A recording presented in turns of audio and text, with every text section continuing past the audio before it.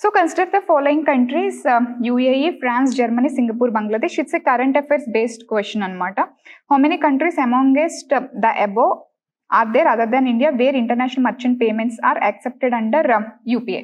Okay, so actually this UPI is an indigenous digital payment system. Okay, it was actually developed by India itself anamata. Okay, I think so. I have seen some other question. Okay, sorry. It was actually developed by India itself. Ever develop chesarante NPCI. Okay, so National Payments Corporation of India. ఏంటి NPCI? But it is actually owned by consortium of banks అనమాట. అంటే group of banks అందరూ కలిపి okay establish చేసుకున్నది అనమాట. Actually it is governed and regulated by actually RBI and Indian banks association. వీళ్ళు యాక్చువల్గా encourage చేయడంతో this particular institution actually developed this UPI unified payment interface. Okay, so అందుకే it's a not for profit company. అంటే ఇది ఏదైతే work చేస్తుందో like all banks ఇందులో funding అనేది పెడుతూ ఉంటారు. సో ఆ మెయింటెనెన్స్ ఆపరేషన్స్ వరకు చూస్తారు అంతే తప్పితే, అంటే వాళ్ళ సాలరీస్ అవి వస్తున్నాయి లేదా అంతవరకే తప్పితే it is not for access, not for profit company అనమాట. Even it is established as per companies act of 2013. Okay, and as you know, so it is mobile number registered. Your mobile number has to registered with bank account and అక్కడ నుంచి ఆ bank నుంచి వేరే bank transactions చేసుకోవచ్చు or like merchant payments ఏమైనా ఉంటే అవన్నీ చేసుకోవచ్చు. Okay, so user friendly. It's also one type of payment system.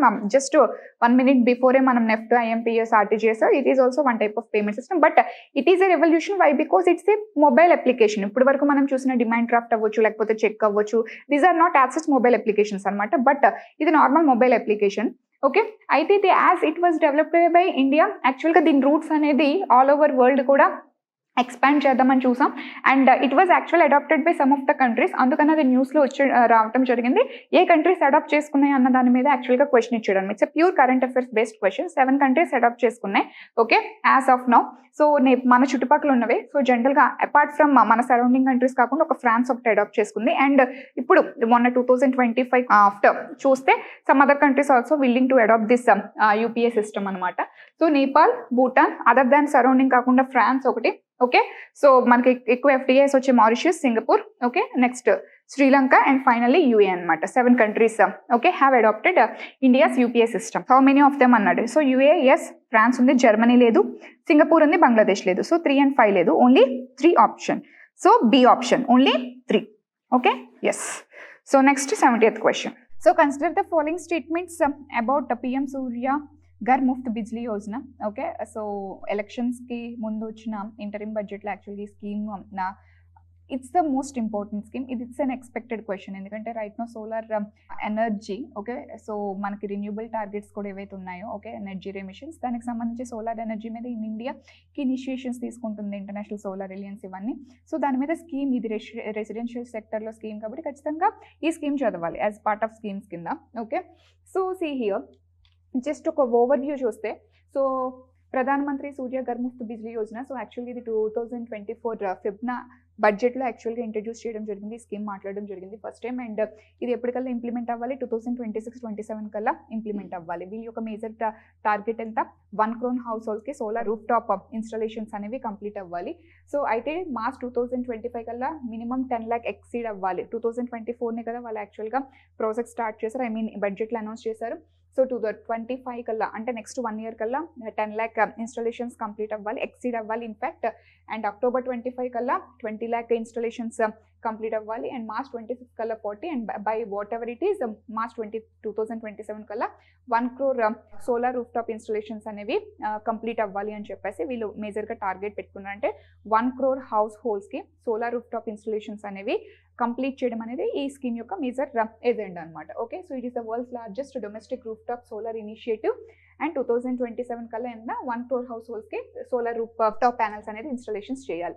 So జనరల్గా మనకి according to national determine contributions, okay, so మనకి ఎనర్జీ ఎమిషన్స్ టార్గెట్స్ ఉన్నాయి కదా in order to achieve sustainable development goals.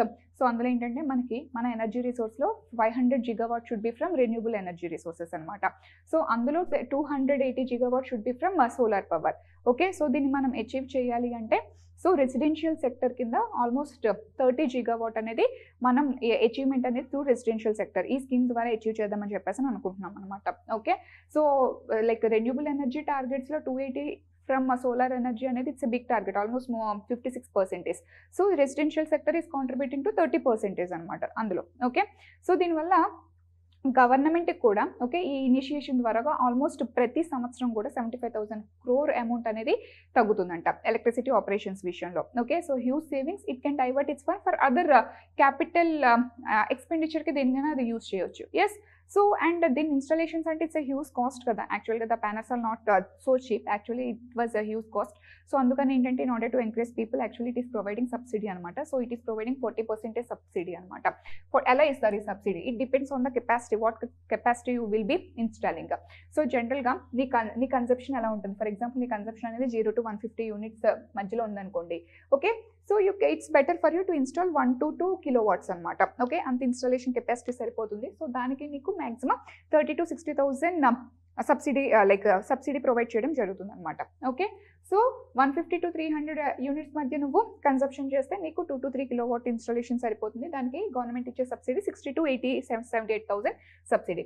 ఇంకా ఎంతైనా మోర్ దెన్ 300 units కన్సప్షన్ చేస్తున్నావంటే నువ్వు above 3 kilowatt installation capacity అనేది నువ్వు చేసుకోవాలి. గవర్నమెంట్ విల్ ఇంకా మ్యాక్సిమం 78,000 ఇస్తా maximum subsidy it will be providing అనమాట. ఓకే కొంతవరకు సబ్సిడీ ప్రొవైడ్ చేస్తుంది, బాగానే ఉంది. మరి రిమైనింగ్ కాస్ట్ ఎలా మేడం? సో అది కూడా యూజ్ అవుతుంది కదా. సో 40% ఈస్ ప్రొవైడింగ్ సబ్సిడీ, అవి సబ్సిడీస్ ప్రొవైడ్ చేస్తుంది. ఫర్ ఎగ్జాంపుల్ ఒక 1 lakh ఉందనుకోండి, 1 lakhలో ఆల్మోస్ట్ 30,000 సబ్సిడీ ప్రొవైడ్ చేస్తుంది. రిమైనింగ్ 70,000 ఎలా మేడం? అది నాకు కాస్టే కదా. సో దానికి కొలేటరల్ ఫ్రీ లోన్స్ అనేది గవర్నమెంట్ ప్రొవైడ్ చేస్తుంది అనమాట. అంటే 30,000 ఇన్స్టెంట్స్ నీకు నీ అకౌంట్లో డైరెక్ట్ బెనిఫిట్ ట్రాన్స్ఫర్ ఇస్తుంది.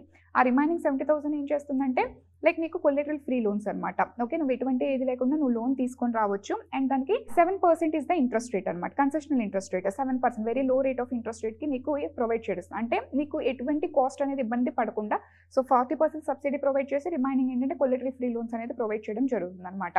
సో ఇన్వెస్ట్మెంట్ కాస్ట్ అనేది పెద్దగా ఉండదు అనమాట. ఓకే హౌస్ హోల్డ్స్కి. And more over see here collateral free loan 7% interest రేట్కి ప్రొవైడ్ చేస్తుంది అనమాట. ఫర్ ఎగ్జాంపుల్ నువ్వు ఎక్కువ ఇన్స్టాలేషన్ చేసుకున్నావు అనుకోండి, ఫర్ ఎగ్జాంపుల్ నువ్వు 150 units మ్యాక్సిమం నీ కన్సెప్షన్ అనమాట. బట్ నువ్వేం చేస్తున్నావంటే more than 300 units consumption 3 kilowatt installation చేసుకున్నావు. యాక్చువల్గా నీకు 1 to 2 kilowatts సరిపోతుంది, but more than 3 kilowatt 5 kilowatt అలా ఇన్స్టాల్ చేసుకున్నావు. అండ్ ఆ ఎక్స్ట్రా ఎనర్జీ ఏదైతే ఉంటుందో you can sell to discoms. ఇది ఆల్రెడీ నేను చాలాసార్లు క్లాస్లో చెప్పాను అనమాట. ఓకే డిస్కామ్స్కి నువ్వు అమ్ముకోవచ్చు అనమాట. But the discom electricity board it is not actually paying remunerative prices అనమాట. ఓకే సో అంత రెమ్యూనరేటివ్ ప్రైసెస్ అనేది వాళ్ళు ఇంకా ప్రొవైడ్ చేయట్లేదు. దీనికి సంబంధించిన స్ట్రీమ్ లైన్ చేయాల్సిన ప్రాసెస్ ఇంకా గ్రౌండ్ లెవెల్లో చాలా ఉన్నాయి అనమాట.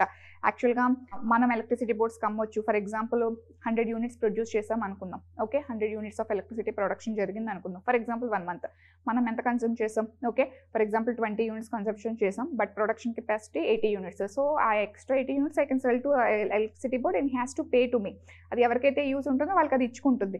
So for that it has to pay money for me. Okay so electricity board discoms మనకి మనీ పే చేయాలి యాక్చువల్గా. బట్ వీళ్ళు పే చేసే మనీ చాలా తక్కువ పే చేస్తున్నారు అనమాట, నాట్ రెమ్యూనరేటివ్ అనమాట. సో అందుకని ఇది స్ట్రీమ్ లైన్ చేయాల్సిన ప్రాసెస్ చాలా ఉంది.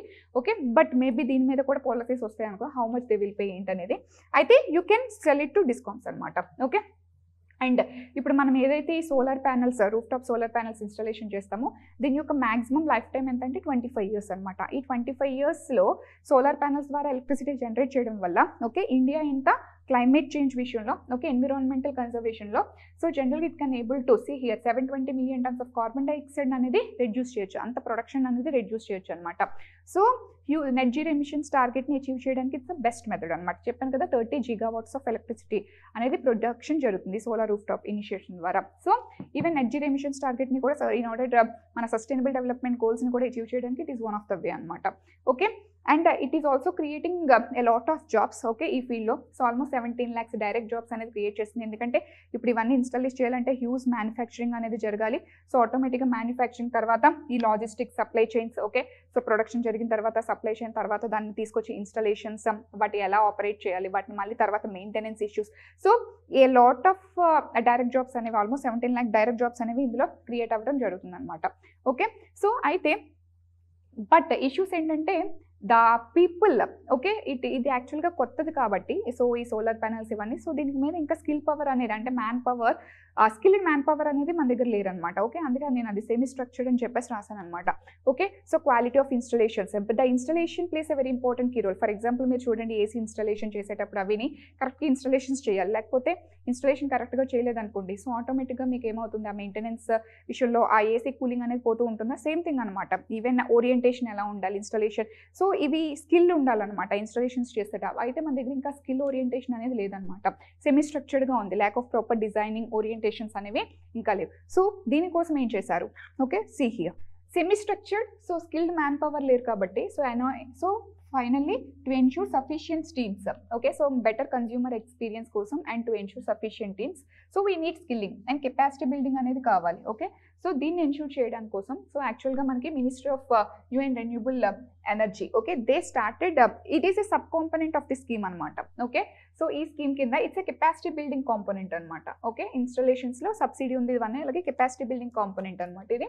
Okay, so it imparts training on installations, ఎలా ఇన్స్టాల్ చేయాలి, how operations, maintenance and repair at grass root level, వీటన్నిటి మీద ట్రైనింగ్ అనేది ప్రొవైడ్ చేయడం జరుగుతుంది అనమాట. Okay, so in this way so technicians, a lot of electricians, installers, engineers, supervisors, they will be getting the training process. So ఈ process లో more than 3 lakh skilled man power ని generate చేయడం అనేది it is the sub component of this scheme అనమాట. Okay, so see here, consider the following statements. ఈ scheme very much important. ఇది current అఫైర్స్లో కూడా ఉన్నది. ఇది చదువుకోకుండా వెళ్ళారంటే you are not serious aspirant అని అర్థం, అంతే. Okay, so see here, consider the following statements. PM Suryaghar Muft Bijli Yojana, it targets installation of 1 crore solar rooftop panels in the residential sector. Yes, it's the right option. And the Ministry of New and Renewable Energy aims to impart training on installation, operation, maintenance, repairs of solar rooftop. Yes, sir. Okay, so even though మనం దాన్ని ఎఫెక్టివ్గా చేయాలంటే so training కూడా impart చేయాలనేది sub component కింద ఈ particular ministry ఏంటంటే వీళ్ళకి ట్రైనింగ్ ప్రాసెస్ కూడా ప్రొవైడ్ చేయడం జరిగింది. And it AIIMS to create more than 3 lakh skilled man power through fresh skilling and upskilling under scheme component of capacity building. Yes, okay, దీని కింద 3 lakh direct jobs provide చేస్తారు. At the same time skilling component కింద more than 3 lakh skilled man పవర్ని వీళ్ళు provide చేయడం జరుగుతుంది అనమాట. ఈ పర్టికులర్ ఫిగర్స్ వీళ్ళు ఖచ్చితంగా రాయాలి. అట్లీస్ట్ మెయిన్స్లో అయినా రాయడానికి ఈ పర్టికులర్ స్టేట్మెంట్స్ గుర్తు పెట్టుకోవాలన్నమాట. Okay, so all the 3 options are correct, 1, 2 and 3. So that's all about the economy PYQs. Okay, so when almost all PYQs economy related మనం కంప్లీట్ చేసాం. ఓకే, సో దీన్ని బట్టి ఏంటంటే what you have understood, I think so only 1 question is the bouncer.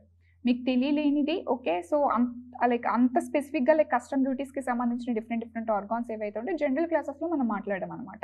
So question వచ్చింది కాబట్టి మనం వాటి మధ్య ఎగ్జాక్ట్ డిఫరెన్సెస్ నేర్చుకున్నాం. So except third question, so remaining అనేవి సో జనరల్గా మీరు క్లాసెస్లో రెగ్యులర్గా నేర్చుకున్నవి. And more over you have to follow the current affairs. So remaining only 1 question is the bouncer, but remaining all are sufficient moderate questions. With sufficient preparation you can able to handle the economy paper. Okay, so consider the following countries. So okay, how many of the above members of North Atlantic Treaty Organization? So already North Atlantic Treaty Organization, which was in current affairs right from 2-3 years onwards, Russia, Ukraine, when okay, ఇక్కడ నుంచి కూడా North Atlantic Treaty Organization Ukraine ఇందులో join అవుదామని చెప్పేసి which was not like it by Russia. So ఈ story అంతా మనకి తెలుసు కదా. And even R Praveen sir also did a YouTube video for it. Okay, so ఏమేమి మెంబర్ కంట్రీస్ ఉంటాయి. ఓకే, సో ప్రెసెంట్ 32 కంట్రీస్ ఉన్నాయి. అండ్ రీసెంట్ గా లైక్ స్వీడన్, ఫిన్లాండ్ ఏమేమి జాయిన్ అయ్యాయి. ఓకే, సో యూరోపియన్ యూనియన్ లో ఉన్నవి ఏంటి, లేనివి ఏంటి. సో యూరోపియన్ యూనియన్ లో ఆస్ట్రియా ఉంటుంది. సో జనరల్ గా నాటోలో ఆస్ట్రియా అనేది ఉండదు. సో ఈ లైక్ ఇవన్నీ కూడా లైక్ ట్రంప్ ఎరాలో సో వాట్ హ్యాపెన్స్ యాక్చువల్ గా నాటో విషయంలో ఏం జరిగిందంటే ట్రంప్ యాక్చువల్ గా ఈవెన్ జోన్ ఎలిస్ మీద క్రిటికల్ గా ఉండడం జరిగింది. బికాస్ యాక్చువల్గా నాటోకి మెంబర్ కంట్రీస్ లో యూఎస్ఏ కాంట్రిబ్యూషన్ ఎక్కువగా ఉంటుంది. Almost it's 3.4% of GDP USA contribute చేస్తుంది. But remaining countries they are not contributing much. So they have to increase their contribution. అక్కడ యూఎస్ఏ రోల్ చాలా ఉంటుంది. నాటోకి ఇంపార్టెన్స్ అనేది ఉండాలంటే. సో ఈ టైప్ ఆఫ్ ఇష్యూ అంతా already Praveen sir discussed about this as it is very much in news కాబట్టి. Okay, what is the importance of NATO in the Trump era. So a lot of issues were emerging అనమాట. So ఆ recent లో already మనం video చేసాం. అయితే question general గా ఏంటంటే what are the member countries. Typical గా ఇది కొంచెం లాజికల్ సెన్స్ తో మనం మాట్లాడగలగాలి. సో జనరల్ గా మీకు ఏంటంటే ఆస్ట్రియా ఏదైతే ఉందో ఆస్ట్రియా సో యూరోపియన్ యూనియన్ లో member, but it is not the member of NATO. ఇది గుర్తుపెట్టుకోవాలి లాజిక్. ఓకే, సో అలా యూరోపియన్ యూనియన్ లో ఏంటి members and which is not part of NATO. Okay, and more over like Sweden recent గా join అయింది. So recent గా ఏమేమి join అయ్యాయి. Okay, and more over Serbia, మీకు లైక్ ఇవి ఎలా అన్ని కంట్రీస్ గుర్తుపెట్టుకోవాలంటే యూరోపియన్ యూనియన్లో ఏంటి పార్ట్, నాటోలో ఏంటి పార్ట్ కాదు, రీసెంట్గా జాయిన్ అయిన ఏంటి, అండ్ మోర్ ఓవర్ ఏవే ఉన్నాయి అన్నదానికన్నా ఏమేమి లేవనే అక్కడ యూరోప్ మొత్తంలో లైక్ స్మాల్ కంట్రీస్ అనమాట, అవి గుర్తుపెట్టుకుంటే సరిపోతుంది అనమాట. సో లైక్ ఆ టైంకి గుర్తు ఉండకపోవచ్చు, I think so at that point of time it's a tough question. Okay, so at that point of time it's really tough question, గుర్తుపెట్టుకోవడం కష్టమే. So how many of the above members of the North Atlantic Treaty Organization? It's was Bulgaria, Croatia, okay, and Sweden and North Macedonia అనమాట. So only 4 is the option. But ఒక particular topic వస్తే దానికి like ఏమేమి ఉంటాయి ఏంటి, so ఏమి ఉండవు, like ఏది తక్కువ మెంబర్స్ ఉంటే అది ఒక నిమోనిక్ పెట్టుకోవడం చాలా చాలా ఇంపార్టెంట్. ఓకే, సో ఇది గుర్తుపెట్టుకోండి. Next, okay, so next question వచ్చేసరికి consider the following countries. Andes mountains pass through how many of the above countries? Rockies, Andes. Okay, so fold mountains of America. Okay, so Rockies North America, Andes South America. So South అమెరికాలో Andes మనకి Himalayas ఎలాగో అంత great important. So through how many countries Andes mountains will pass up, ఇది జనరల్గా గుర్తుపెట్టుకోవాలి స్టాటిక్గా. Okay, so it pass through, so మీకు South America map ఉంటుంది కదా. Okay, Venezuela, Colombia, Ecuador, Peru, Bolivia, Chile. Paraguay see here, Paraguay నుంచి pass అవ్వట్లేదు. Okay, so Paraguay నుంచి పాస్ అవ్వట్లేదు. Chile, okay, Argentina. Okay, యాండీస్ mountains pass through how many of the above countries? Okay, so ఏవే countries నుంచి pass అవ్వట్లేదు అని చెప్పేసి అని అడిగాడు. బ్రెజిల్ నుంచి పాస్ అవుతుందా? పాస్ అవ్వట్లేదు. పెరుగ్వే, అందుకే మీకు చూడమని చెప్పేసి అన్నాను, అందులో నుంచి పాస్ అవుతుందా? పాస్ అవ్వలేదు. So Bolivia, Colombia, Ecuador and Venezuela. Okay, so 4. So only 4 is the option. Option C is the right answer. Okay, yes. So consider the following water bodies. So Lake Tanganyika, so Lake Tonle Sap and Patos Lagoon. Okay, so through how many of them does the equator pass? So generally ఏంటంటే what are the world's largest lagoons, what are the world's largest lakes, longest lakes? జనరల్గా lake Tanganyika we know African rift valley system ఇవన్నీ మాట్లాడినప్పుడు so ఏమేమి lakes emerge అయ్యాయి అని చెప్పేసి చదువుతాం కదా. సో అక్కడ ఆ పాయింట్ ఆఫ్ వ్యూలో ఇంపార్టెంట్. సో దాన్ని బట్టి ఏంటంటే like certain things, South East ఏషియాలో లార్జెస్ట్ ఏంటి, లైక్ లగూన్ లార్జెస్ట్ ఏంటి, అవి మినిమం స్టాటిక్ పెట్టుకునే విధంగా క్వశ్చన్స్ అడిగాడు. I think so map pointing కొంచెం టఫ్గానే ఇచ్చాడు. ఓకే, ఇదొకటి. Next North Atlantic Treaty Organization ఏమేం కంట్రీస్. సో జనరల్గా 32 కంట్రీస్ అనేది గుర్తుపెట్టుకుంటాం, but what are the exact countries remember చేసుకుంటే very good. So as such ఆ పాయింట్ ఆఫ్ టైం గుర్తుంటుందా లేదా అనేది క్వశ్చన్ మార్క్ అనమాట. Okay, so see here, Lake Tanganyika, actually it is called as African Great Lake because it's the world's second largest freshwater lake. Okay, and what is the first largest freshwater lake of the world? Lake Superior. Okay, so adi USA and Canada through pass avadam jarugutund anamata. Lake Superior is the world's largest freshwater lake, and it is the world's largest second freshwater lake anamata, but it is the world's longest freshwater lake because it almost covers 4 countries anamata. ఆఫ్రికాలో Tanzania, Democratic Republic of Congo, Burundi and Zambia, 4 countries depends on this lake అనమాట. Okay, so actually equator pass through this lake Tanganyika. Okay, and lake Tonle Sap actually it is present in Cambodia. It is the largest fresh water lake in South East Asia and స్పెసిఫిక్గా it's a UNESCO site అనమాట, and it is a biosphere reserve కూడా యాక్చువల్గా. Okay, so Cambodia it is south East ఏషియాలో largest fresh water lake. And Patos lagoon it's the world's largest lagoon which is present in Brazil, but అది equator pass అవుతుంది. మీరు కరెక్ట్గా చూస్తే Cambodia, okay, it is north of equator. Okay, Brazil south of ఈక్వేటర్లో present అయి ఉందన్నమాట. Pure like map based question, toughest question అని కూడా చెప్పొచ్చు అనమాట. Okay, yes. సో ఆప్షన్ వచ్చేసి through how many of them does the equator pass? A, only 1, lake తంగానికా.